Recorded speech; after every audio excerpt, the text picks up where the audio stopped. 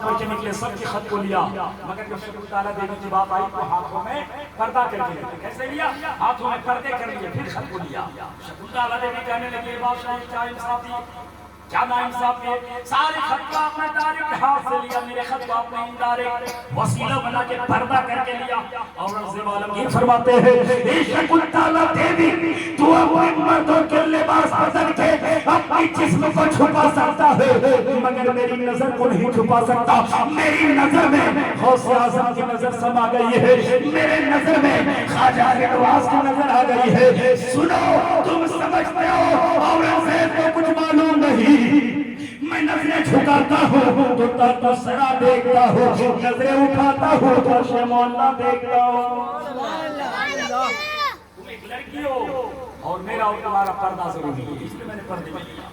اور کہا بیٹی کیا کہا؟ بیٹی رونے لگی، بیٹی رونے لگی. کہنے لگی بیٹی مت رو، تیرے شادی میں کوئی پہنچے یا نہ پہنچے مسلمانوں کا بادشاہ اورنگزیب عالمگیر ضرور پہنچے گا. سبحان اللہ سبحان اللہ. سارے لوگ آئے. ابراہیم کوتوال شراب پی کے جشن منا رہا تھا، خوشیاں منا رہا تھا. وہ سمجھ رہا تھا ان کی ڈولی میرے گھر جانے والی. اورنگزیب عالمگیر پردہ میں جانتے ہو گھوڑے پر سوار ہو کے پردے میں آپ آ گئے، چہرے سے پردہ ہٹایا، تھر تھر کانپنے لگا. ابراہیم کہتا ہاں جو کہ حضور معاف کر دیجئے. اورنگزیب عالمگیر فرماتے تمہارا جرم اتنا چھوٹا نہیں کہ معاف کیا جائے، تم نے ایک بہن کے ساتھ غلط نیت کی ہے اس لیے تیرا سزا میں وہ دوں گا، رہتی دنیا تک یاد رکھے گی.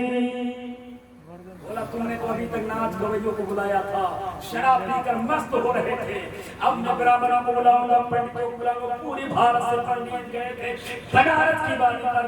تب اورنگزیب عالمگیر نے ایک دو ہاتھی کو منگایا تھا، وہ دو ہاتھی کے پیر میں ابراہیم کے پیر کو مان کے بنارس کی بیچ چوراہے پر چروا دیا تھا. اور چروانے کے بعد اورنگزیب عالمگیر نے اپنے سر کو سجدے میں جھکایا تھا اور کہا تھا اے میرے مولا تو نے حکومت دی تو میرے دل میں تکبر نہیں دیا، جتنا میں نے مسلمان کے ساتھ انصاف کیا اتنا ہی میں نے ہندوؤں کے ساتھ بھی انصاف. سبحان اللہ. عالمگیر کو سجدہ کرتے پنڈت رام لال نے دیکھا تھا. پنڈت رام لال نے کا دوڑتا ہوا آیا. آنے کے بعد اورنگزیب عالمگیر سے کہنے لگا اورنگزیب عالمگیر آج میں سمجھ رہا تھا مسلمان ایسا ہوتا، مسلمان ایسا ہوتا، مگر آج میں سمجھ گیا جب مسلمانوں کے نبی کے غلاموں کے غلام کا فیصلہ اتنا اچھا ہے تو نبیوں کے امام کا فیصلہ اتنا اچھا ہو. سبحان اللہ. بنارس کے روڈ پر نہیں کرو گے، آپ سمجھا میرے گھر کی چبوتری پہ کرو گے. تو پنڈت رام لال نے اپنے اس اورنگزیب عالمگیر کو بلا کر اپنے گھر کو دو حصوں میں بانٹا تھا. کہا تھا آدھے حصے کی مسجد بناؤ، آدھے حصے کو مندر بنے گا. اسی مسجد کا نام گیان باپی مسجد رکھا گیا تھا.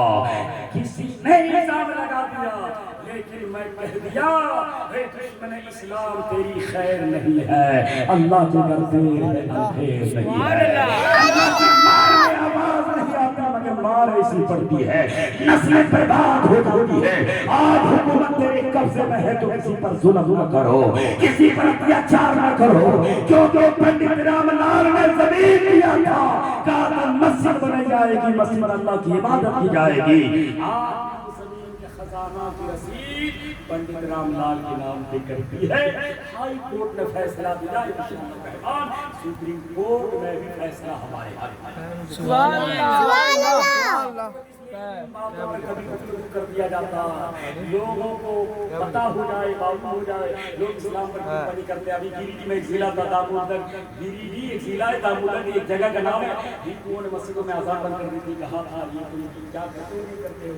چک بیٹی کو وہاں بلایا تھا، اللہ کی قسم کرنے پہنچا، بہت سارے برابر ہندو بھائی لوگ بیٹھے ہوئے تھے. میں نے کہا سنو اذان کا ذکر تیری کتابوں کے اندر، میں نے قرآن کا ذکر سنایا اور بتایا سنو تیری کتاب کے اندر کیا ہے. لوگ کھڑے ہوئے اور مجھے انعام بھی دیا. میں نے مولانا سمجھ لیا کچھ لوگ نفرت کی بات کرتے ہیں لیکن ہم لوگ انجانے میں تھے مولانا ابھی اذان دیجیے میں نے کہا اذان انشاءاللہ الرحمن ہوگی فجر سے اذان ہونے لگی اب تک اذان ہوتی ہے سبحان اللہ دعا کرو اللہ ہم گنہگاروں کو ہم گنہگار کو مولا دین کے کام لینے کے لیے اللہ ہمیں منتخب کر لے کیونکہ قیامت کے دن ہمیں کسی چیز پر ناز نہیں اسی کا شکر آپ کریں گے یقین ہے یاد ہے جیسے پیر کہتے کس کو ہے ایک بات بتا دوں پیر کہتے کس کو ہے ایک ہوتا ہے مرید اور ایک ہوتا ہے پیر مرید دو قسم ہے ایک ہوتا ہے مرید اور ایک ہوتا ہے مراد مرید کسے کہتے ہیں جیسے ابھی صوفی صاحب قبلہ کو خلافت دے دی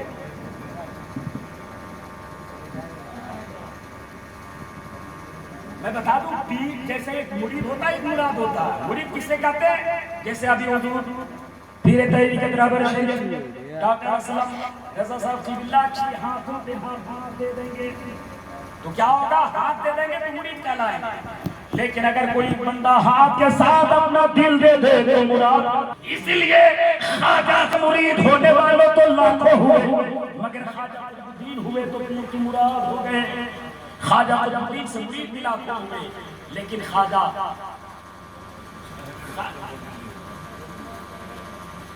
الدین جو ہوئے تو پیر کی مراد ہو گئے خواجہ الدین سے مرید تو بھی بے پناہ ہوئے مگر خواجہ نظام الدین جو ہوئے تو پیر کی مرید نہیں مراد ہو گئے خواجہ نظام الدین سے بھی مرید ہونے والے لاکھوں ہوئے مگر امیر خسرو جو ہوئے تو پیر کی مراد ہو گئے پتہ چلا امیر خسرو فرماتے ہیں اے میرے پیر و مرشد میں قیامت کے دن خدا پوچھے گا کیا لائے ہو میں دوں گا نظام الدین کی محبت لایا چلا مرید ہونا مراد ہونا اہل بیت کی بات آ گئی سرکار کی پیاری انا مدینہ صدیق نوساس وعمر جغرابہ وعثمان سقفها وعلی بابہ پاک پنجتن کا دامن میرے پاک پنجتن کا دامن ہم سنیوں کے ہاتھ میں مقدر پہ ناز کرو ہم آنے والے ہیں پاک پنجتن کو کس انداز میں دیکھو گے علی کو وہاں سبحان اللہ میرے نبی فرماتا میں علم کا شہر صدیق نوسسہ صدیق اس کی بنیاد ہے عمر عمر اس کی دیوار ہے عثمان سقفہ عثمان اس کے چھت ہے علی بابہ علی ادھر بھی علی اور ایک علی پاک پنجتن میں میرے نبی فاطمہ حسن حسین اور علی ادھر بھی علی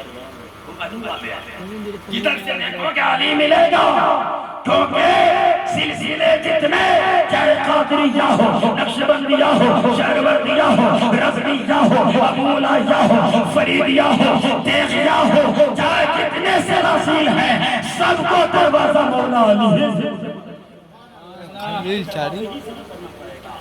اب راستہ الگ الگ مثال کے طور پہ اگر میں مدھوپور جانا تو اگر ہم یہاں سے دربھنگا سے ٹکٹ لیں تو مدھوپور جا سکتے ہیں اگر کوئی کہے نا مظفرپور جاؤ مظفرپور سے جا سکتے ہیں جا سکتے کہ نہیں جا سکتے اسی طرح اہل بیت کا کرم ہے ہم سنیوں کے اوپر قسم خدا کے قیامت کے دن ہم گنہگاروں کے ہم سنیوں کے گناہ آسمان کے تاروں سے زیادہ ہوگا دریا کے قطروں سے زیادہ ہوگا ایک بولی اللہ اوپر نہ لگتا ہے پنیک بابڑی سے چوئی لگا بیان کر ایسے جیسے اللہ کے خلیفہ کو محمد رسول ان کے خلیفہ ابو بکر و عمر و عثمان ان کے